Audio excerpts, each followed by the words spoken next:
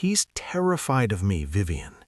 The voice wasn't Dante's. It was deeper, like velvet dragged over gravel, vibrating against Vivienne's lips.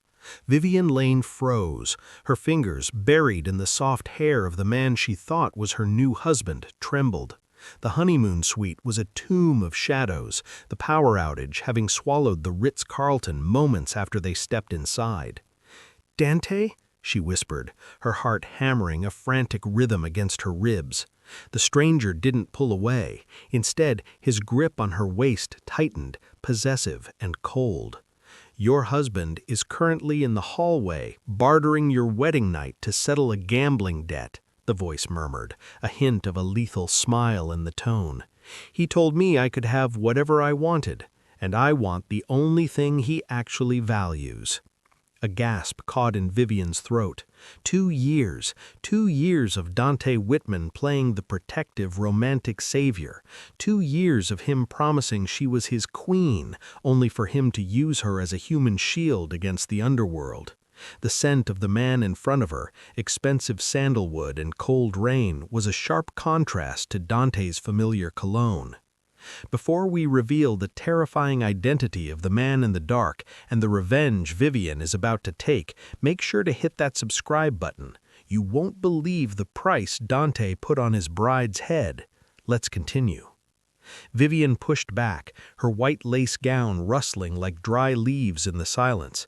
She stumbled toward the wall, her hand searching for a light switch that wouldn't work, her mind a blur of sophisticated logic failing her. She was a woman of status, a woman who handled crises with grace, but she wasn't prepared for this. Flicker. The emergency lights hummed to life, casting a sickly amber glow over the suite. Vivienne's breath hitched. Standing by the floor-to-ceiling window, framed by the Manhattan skyline, was not the man she'd said "I do" to 4 hours ago. It was Lee Min-Kyu, the ghost of Seoul, the man Dante mentioned only in hushed, terrified whispers. He looked youthful but lethal, his black blazer unbuttoned to reveal a glimpse of the ink on his chest. He wasn't shouting, he was watching her with the calm intensity of a predator who had already won. The door burst open. Dante Whitman stood there, his tuxedo disheveled, his face pale with a mix of cowardice and desperation. He didn't rush to Vivienne's side. He didn't demand Min-Kyu leave. "Min-Kyu, please," Dante stuttered, his eyes darting between his wife and the Mafia boss. "I told you, I just need more time. The papers are almost ready." Vivienne looked at the man she loved, then at the stranger she had just kissed. The champagne she'd sipped at the reception felt like lead in her stomach. The betrayal wasn't just a mistake, it was a transaction. Her wedding veil felt like a shroud. In that moment, Vivienne Lane realized her marriage was over before the cake was even cut, and her life with the Korean Mafia had just begun. The heavy doors of the suite groaned as they swung open again, but it wasn't the hotel staff or the police. A tall, broad-shouldered man stepped into the amber light, his presence as sharp and functional as a blade. This was Yoo Song-woo, Lee Min-Kyu's loyal right-hand man, and he didn't spare a glance at the weeping groom by the door. Song-woo marched toward the center of the room, stopping exactly 2 paces behind his boss. He held a leather folder embossed with a gold crest, a silent testament to the organized power Vivienne had ignored for too long. "The transfer hasn't cleared, boss," Song-woo reported, his voice a flat robotic monotone that chilled Vivienne's blood. Min-Kyu's fingers lingered on Vivienne's neck, his touch trailing down to the lace collar of her gown. "Your credit is no good here anymore," Min-Kyu said, his eyes never leaving Vivienne's. Vivienne looked at Sang-woo, her voice trembling but her gaze defiant. "What collateral? I am a person, not a piece of property. My husband's debts have nothing to do with me." Sang-woo finally looked at her, his expression unreadable. "With all due respect, Mrs. Whitman, you became part of the ledger the moment the lights went out," he said, opening the folder to reveal a photo of Vivienne leaving her bridal fitting weeks ago. "The kiss you shared in the dark? Consider that the down payment. It was the seal on a contract your husband signed in blood 6 months ago." Vivienne spun toward Dante, who was now slumped against the doorframe, his head in his hands. "Dante, tell him he's lying. Tell him you didn't sell me."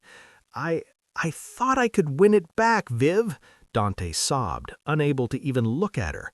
"I thought if I married you, your father's trust fund would cover it before they noticed. I just needed to get through the night." The betrayal was a physical weight, crushing the breath out of her lungs. She wasn't just a bride, she was a payout.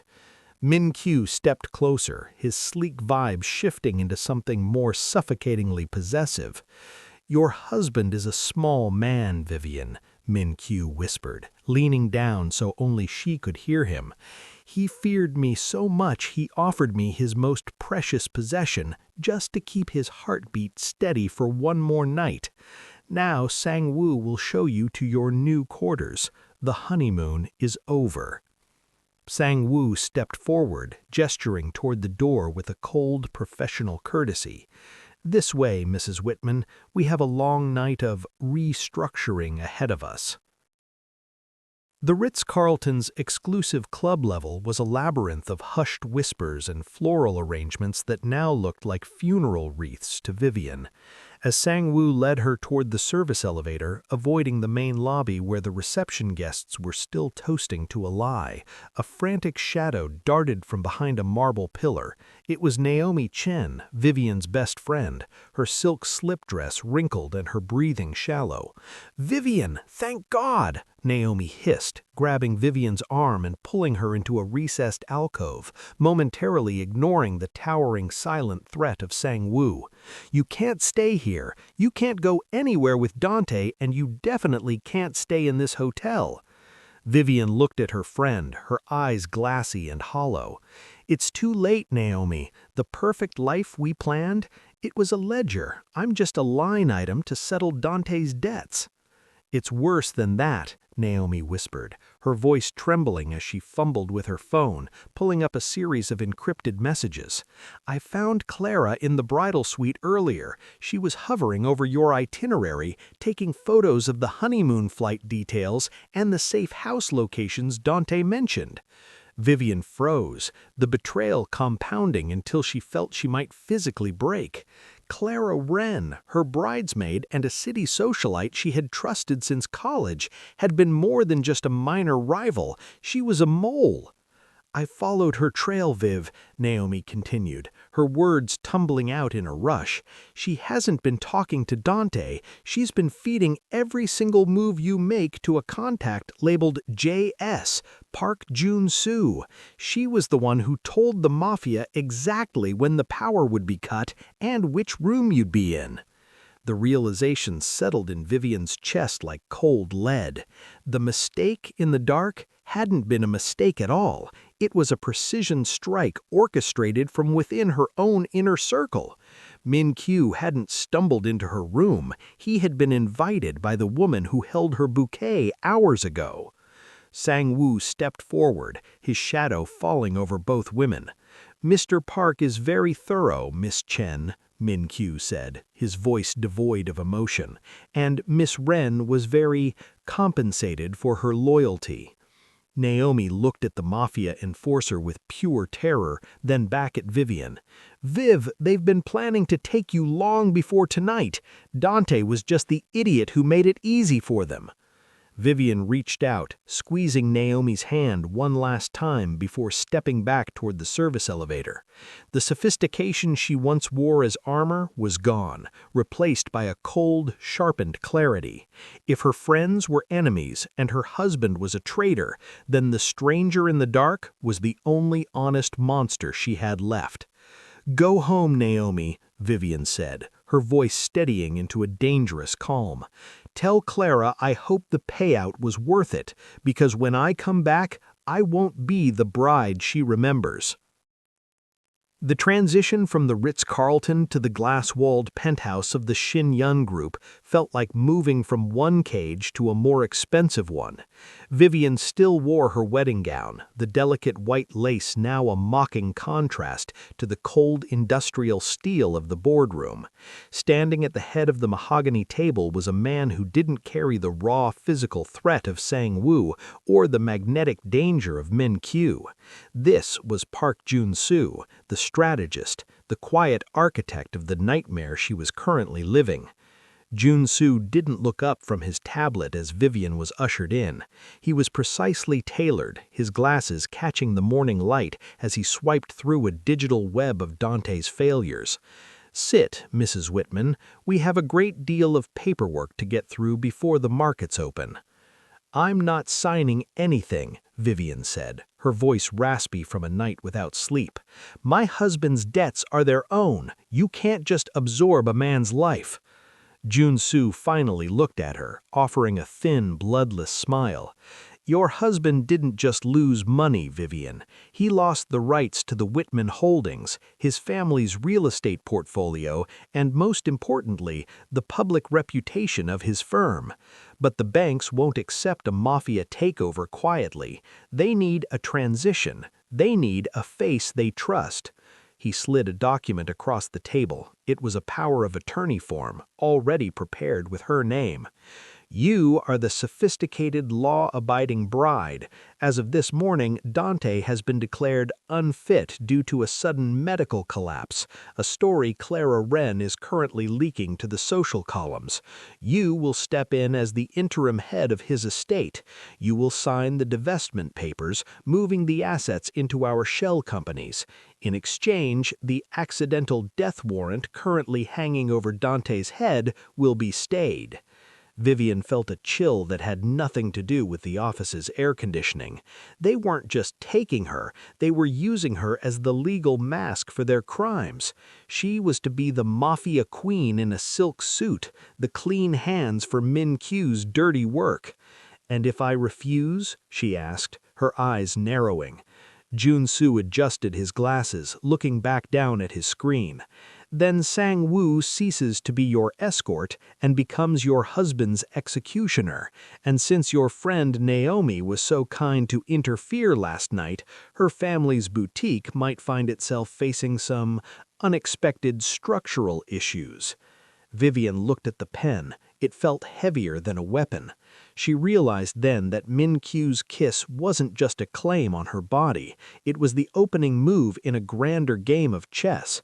To save the people she once loved, however undeserving they were, she had to become the very thing she once looked down upon.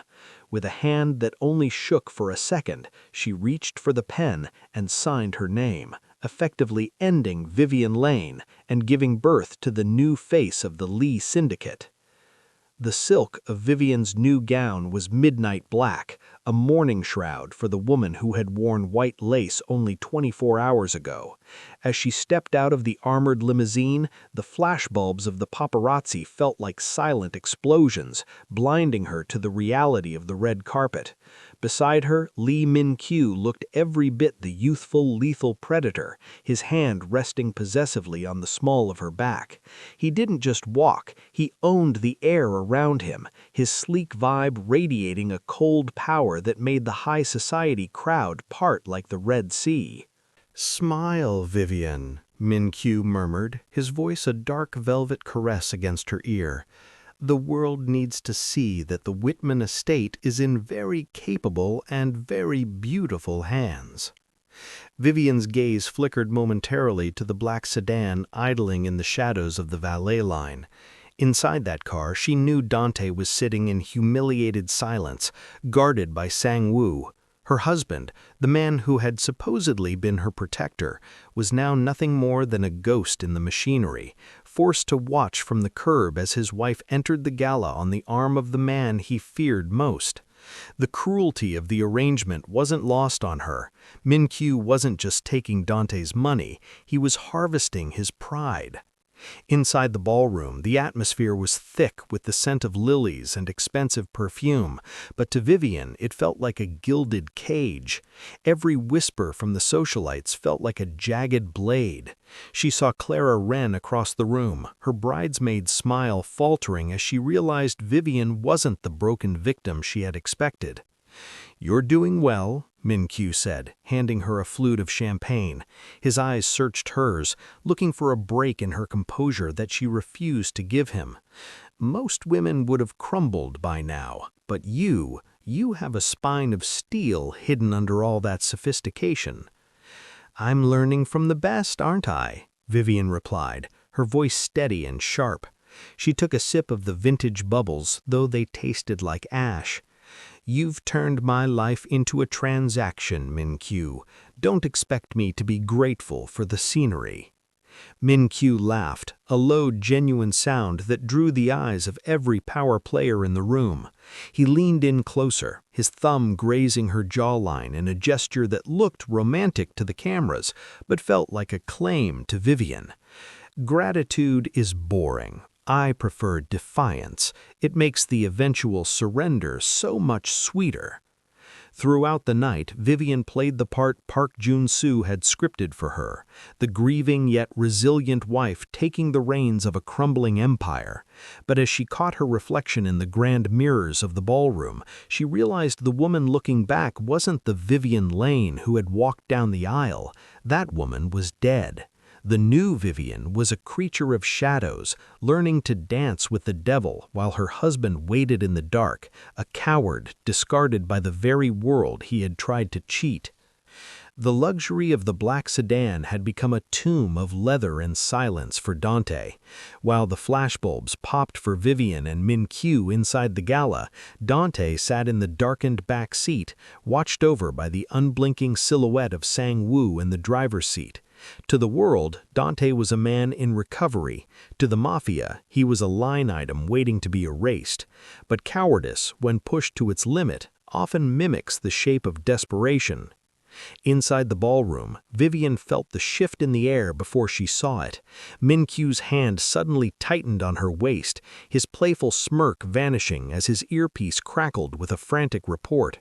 Outside, Dante had waited for the precise moment Sang-woo was distracted by a passing security detail.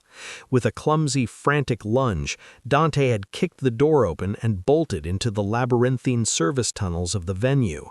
He wasn't running to save Vivienne, he was running to save the only thing he had ever truly valued, his own skin. "Your husband just proved his worth again, Vivienne," Min-Kyu hissed, his voice dropping to a glacial temperature. "He's fled. He left the keys to the Whitman estate and you unguarded." The news didn't break Vivienne's heart. That had happened in the darkness of the honeymoon suite. Instead, it hardened the last of her soft edges into a diamond-sharp resolve. She watched through the floor-to-ceiling windows as a distant figure, small and frantic, disappeared into a waiting taxi blocks away. Dante hadn't even looked back at the gala lights. He hadn't sent a text, a signal, or a prayer for the woman he'd promised to cherish. He had simply discarded her to distract the wolves while he slipped into the night. The fallout was instantaneous. In the underworld, a debtor who flees leaves his collateral to pay the full price of the interest. The polite facade of the evening dissolved. Around the ballroom, men in inconspicuous gray suits began to close in, their hands moving towards their waistbands. Park Jun-soo appeared from the shadows, his face no longer scholarly but grim. "The breach is public now," Jun-soo stated. "The rival syndicates know Dante has bolted. They won't see you as a CEO anymore. They see you as a target to hurt Min-Kyu." Vivienne stood in the center of the gilded room, the black silk of her dress billowing as the heavy oak doors were locked from the inside. She was alone in a room full of predators, abandoned by the coward who had sold her, and held captive by the man who had bought her. "He's gone, Min-Kyu," Vivienne said, her voice echoing with a haunting clarity. "The debt is no longer his. If I am the only thing left on the ledger, then stop treating me like a guest and start treating me like the owner." Min-Kyu looked at her, a flash of genuine intrigue crossing his lethal features. He reached out, not to claim her jaw this time, but to hand her a small, sleek silver cylinder, a hidden blade disguised as a luxury pen. "Dante thought his escape would leave you to the wolves," Min-Kyu whispered, stepping in front of her as the first of the rival gunmen kicked through the service entrance. He didn't realize he was just clearing the way for the queen to take her throne. The transition from the gala's opulence to a battlefield was instantaneous and deafening. The grand oak doors didn't just open, they were blown off their hinges, the concussive blast shattering the crystal chandeliers and plunging the room into a chaotic strobe of emergency red lights. Men in tactical gear, the wolves of Gyeonggi, swarmed the perimeter, their primary target silhouetted against the velvet curtains, Vivienne Lane. To them, she wasn't a person, she was the ultimate leverage to break Lee Min-Kyu's hold on the city. "Stay behind me." Min-Kyu's voice wasn't a suggestion, it was a command that cut through the screams of fleeing socialites. He didn't wait for her to move. He lunged, his sleek blazer discarded as he wrapped one powerful, tattooed arm around Vivienne's waist and dragged her behind the heavy mahogany bar. The air was thick with the scent of gunpowder and expensive cologne. Vivienne pressed herself against the cold wood, the silver pen blade Min-Kyu had given her clutched in a white-knuckled grip. She looked toward the exit, a reflexive hope that Dante might have returned with help, but the service tunnel remained empty. Her husband was likely miles away by now, a coward trading her life for a head start. "They're cutting off the north exit," Min-Kyu hissed. He peeked over the counter, his suppressed pistol barking 3 times in rapid succession. A heavy thud followed. But the rivals were relentless.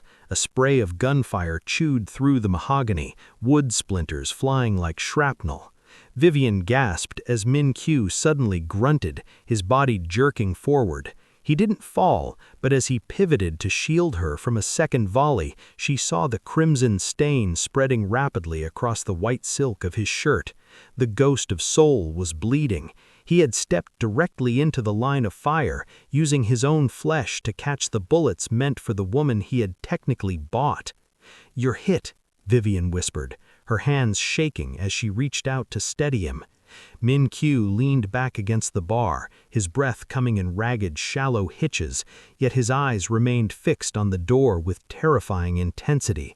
"It's a scratch," he lied, though the blood pooling on the floor told a different story.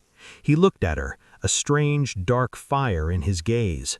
"I told you, Vivienne. Dante sold you. I keep what I pay for." In that moment, the contrast was a physical ache in her chest. Dante, the man of peace, had abandoned her to die. Min-Kyu, the man of war, was spilling his blood life to keep her breathing. The sounds of sirens began to wail in the distance, and the rival gunmen began a tactical retreat, realizing the window for a clean kill had closed. Sang-woo burst through the side entrance, his face a mask of fury as he saw his fallen boss.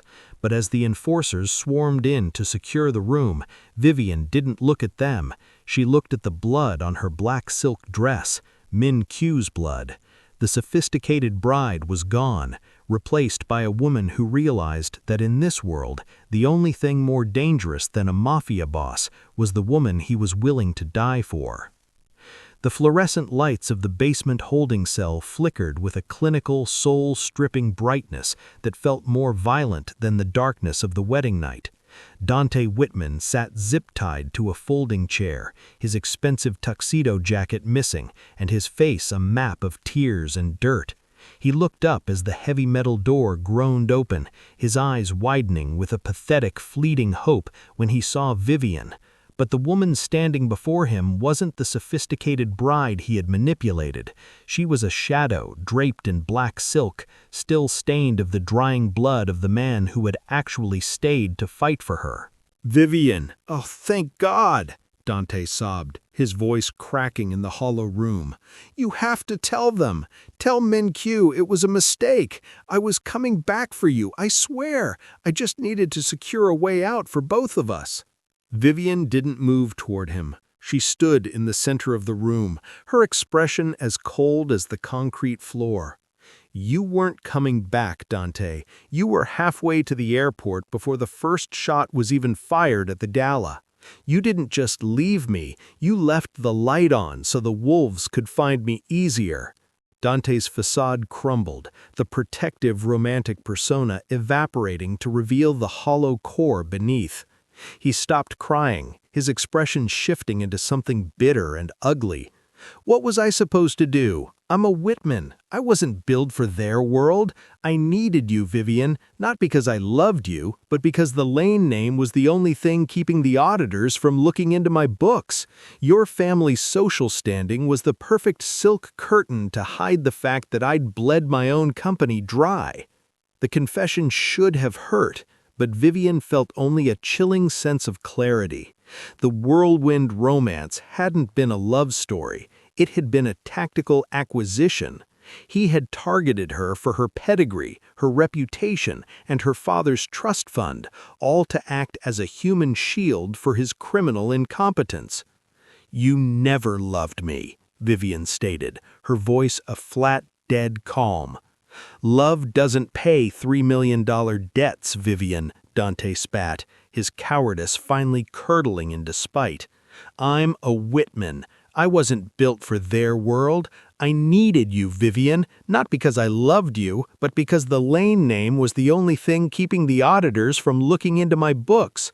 Your family's social standing was the perfect silk curtain to hide the fact that I'd bled my own company dry."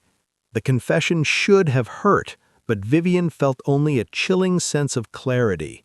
The whirlwind romance hadn't been a love story. It had been a tactical acquisition. He had targeted her for her pedigree, her reputation, and her father's trust fund, all to act as a human shield for his criminal incompetence. "You never loved me," Vivienne stated, her voice a flat, dead calm. "Love doesn't pay $3 million debts, Vivienne," Dante spat, his cowardice finally curdling in despite. "I'm a Whitman. I wasn't built for their world. I needed you, Vivienne, not because I loved you, but because the Lane name was the only thing keeping the auditors from looking into my books. Your family's social standing was the perfect silk curtain to hide the fact that I'd bled my own company dry." Then, with a slow inhale, she spoke the worst kind of minor truth. "The man you fear is currently being stitched up because he took a bullet for me. You wouldn't even take a phone call for me. You called me an asset, Dante. We'll consider this asset officially liquidated." She turned her back on him, the sound of his renewed pleading falling on deaf ears. As she stepped out of the cell, she saw Min-Jae leaning against the corridor wall, his shoulder bandaged but his gaze as sharp as ever. The light and the dark had finally traded places. Her husband was the monster, and the Mafia boss was the only truth she had left. The cold, clinical air of the basement corridor vanished as Vivienne ascended back into the heights of the Shinyan Group headquarters. The morning sun was beginning to bleed over the Manhattan skyline, casting a golden hue that felt less like a new day and more like a baptism. In her hand, she carried a single fountain pen, the same one Park Jun-soo had used to dismantle Dante's life. She stopped at the mahogany desk in the outer office where the divorce papers lay waiting. They were crisp, final, and devoid of the flowery sentimentality that had decorated her wedding invitations. With a hand that didn't tremble, Vivienne signed her name for the last time as a Whitman. She watched the ink dry, feeling the phantom weight of her white lace veil finally lift from her shoulders. She wasn't just shedding a husband, she was shedding the skin of a woman who allowed others to define her value. The double doors to the inner sanctum slid open with a silent, mechanical grace. Lee Min-Jae was seated behind a desk of black obsidian, his shoulders still heavily bandaged under a fresh silk shirt. He didn't look like a savior, and he certainly didn't look like a hero. He looked like the king of a world built on shadows, his eyes tracking her every movement with a mixture of predatory interest and hard-earned respect. "It's done," Vivienne said, tossing the signed papers onto the obsidian surface. They landed with a sharp snap that echoed in the quiet room. Lee Min-kyu leaned back, a slow, dangerous smile spreading across his face. "And the coward?" Vivienne replied, her voice steady and resonant. "He's exactly where he belongs, in the dark, waiting for someone else to tell him what to do. I'm finished being anyone's insurance policy, Min-kyu. If I'm staying in this world, it won't be as collateral." Min-kyu rose slowly, his movements slightly stiff from his wound, and walked around the desk until he stood directly in front of her. The scent of sandalwood and cold rain was stronger now, but it no longer intimidated her. She met his gaze, matching his intensity with a fire of her own. "I don't want a trophy, Vivienne," Min-kyu murmured, reaching out to tuck a stray lock of her hair behind her ear. His touch was no longer just a claim, it was an invitation. "I have enough assets. What I need is a partner who can see through the lies of the elite as clearly as I see through the shadows of the street." Vivienne looked out at the city below, the empire she was about to help rule. She thought of the bride who had kissed a stranger in the dark, terrified and naive. That woman was a ghost. The woman standing here now understood the price of power and the necessity of the blade.